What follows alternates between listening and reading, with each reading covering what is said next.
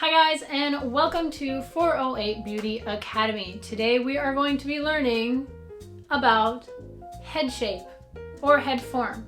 And we are also going to be discussing what is a part or sectioning. So stay tuned and let's figure that out. I have brought in a very wonderful model today, so give it up for Miss Kim. Fun fact, my mom gave me this when I was in high school. She found her at a nice Goodwill, all abandoned. So that was my first mannequin. So today we're going to start by talking about the head form.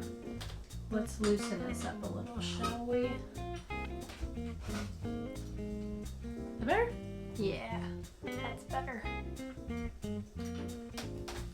All right, we will set Miss Kim right here. Okay, her hair is wet. I wanted to keep that damp for when we go over sections and parts. We are in our Milady textbook in chapter 16, haircutting. So I am on page 358, which talks about head form and head shape. We're gonna go over to page 359 and talk about the head. All right, what is super important in haircutting is understanding how the head shape is formed and how it works. So let's begin with our reference points. These are going to be, number one, our apex. The apex is the highest most point of the head. This can be easily found with a comb. If you place it right on top and flat, that will show you right where the apex is. That is, again, the highest point of the head. Our heads are round, so you think of a balloon or something. If you hit one point, that's going to be the highest point because everything is rounding up to that one point, and that's the apex. Secondly is the occipital bone. That is the bone that protrudes in the back of the head. This is more prominent in the male head shape, and you can find that by either feeling the back of the head and the lump that may be there, or placing your comb at the nape, and wherever that comb starts to leave the scalp, that's where the bone is going to be. Now we have the parietal ridge. This is found on the side of the head. So I'm just going to comb her hair down. The parietal ridge is when you place your comb flat on the head, wherever that comb starts to leave the scalp, that's where the ridge is. This is super important in hair cutting. Once you find your parietal ridge, you can go ahead and part that hair. This is very important in a lot of men's cuts or cuts where it is longer on top, shorter on the side. You need to know where to stop, and that's usually going to be your parietal ridge unless your client specifies they want it elsewhere. So just remember with the parietal ridge, it is not the flat portion, but it is just that one little section. So like right here where it starts to round. Now it is important to mention that there are 4 points or corners to the head. I think that's pretty self-explanatory. If you were to come from the front and place your comb straight towards the nose, your corners are going to be the opposite of those. So if you cut it cross, let's do this.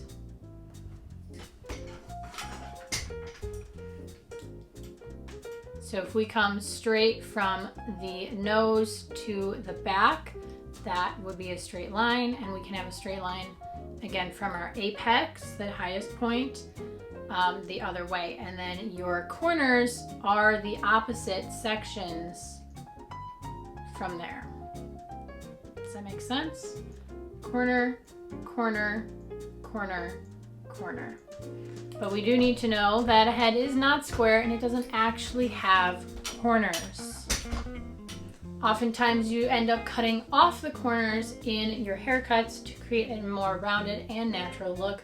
To further break this down, we can talk about areas of the head. So if we go to the side, we're going to place our comb here. From the apex forward is the top. From the apex back is the crown. Then we can take our comb this way.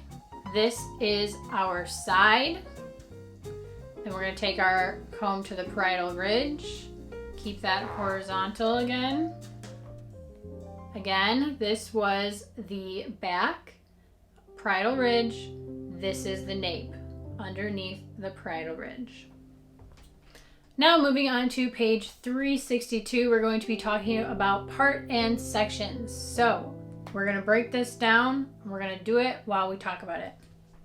Okay, so we're going to take Miss Kim here again, and I'm going to drop her down because she's a little bit tall for me at the moment. Just a little bit so you can still see. All right, just going to have her look forward.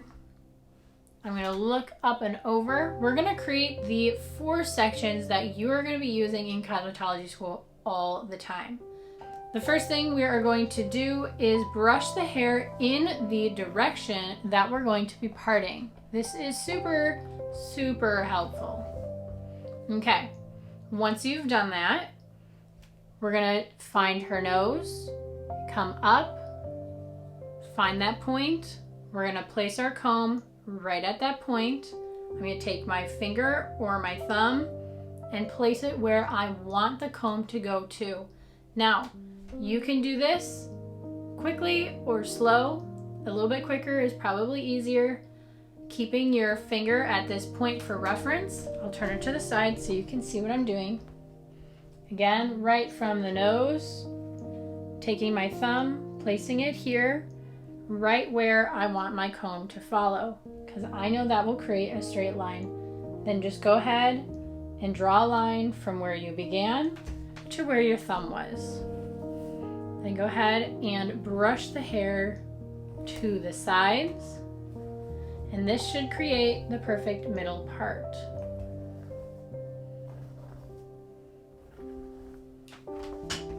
Make sure to use your mirrors as references. Some people's noses aren't exactly straight.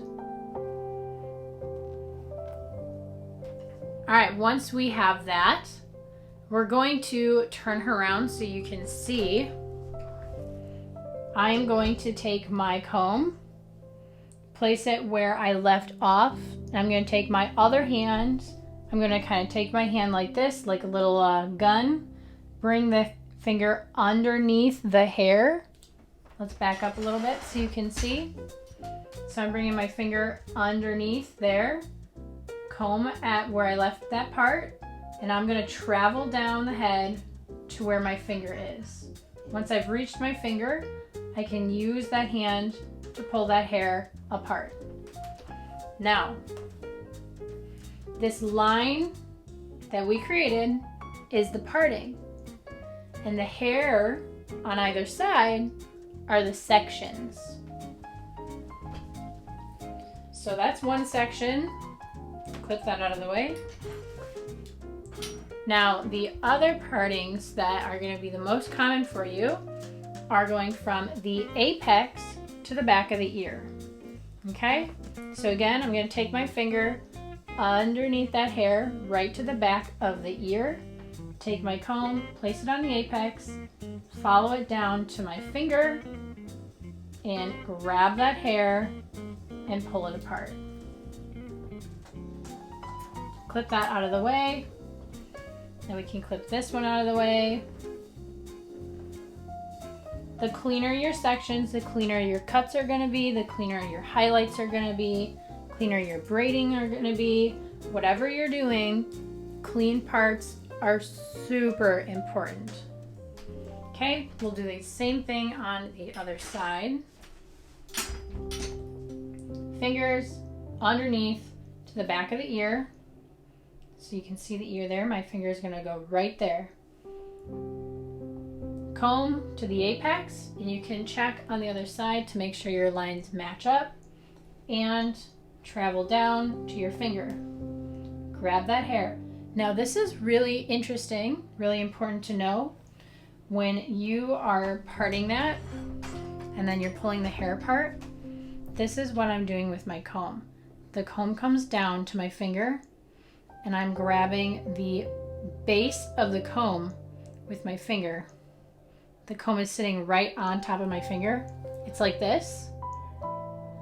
And then I'm gonna comb it, put it right on my finger, and then I'm gonna grab with my thumb the top of the comb, pinch it, so I'm getting all that hair that's on the outside of the comb, and all the hair on the inside of the comb is coming with the comb.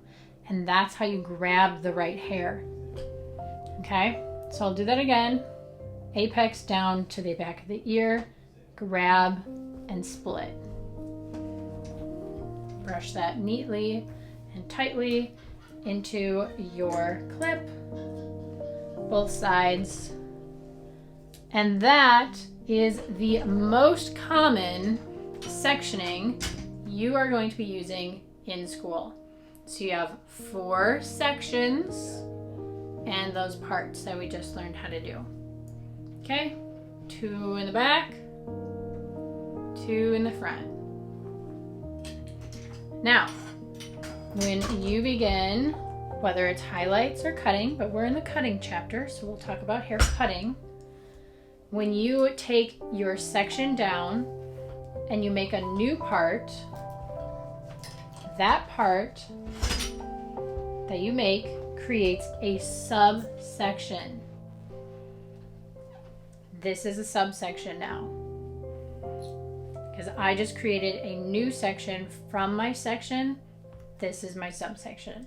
Then you're going to take another parting, create another subsection, and that's how you do that.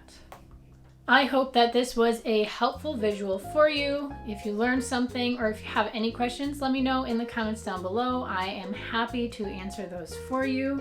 If there's anything you'd like me to go over next time, leave those suggestions down in the comments below as well. And again, don't forget to make sure you are enrolled in my school by subscribing to my channel. It's free to you. Hit that notification bell so you know when the next lesson comes out. And I will see you in the next lesson. Bye!